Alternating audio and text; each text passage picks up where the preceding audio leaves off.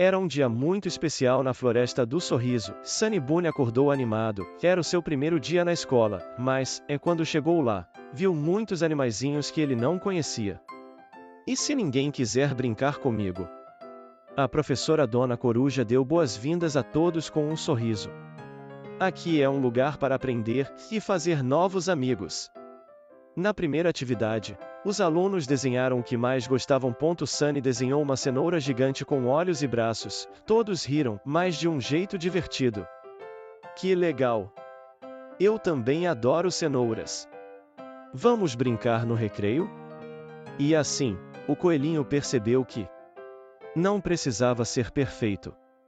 Era só ser ele mesmo. Sunny sorriu e pensou, e a escola é um lugar mágico, onde todo mundo pode ser quem é.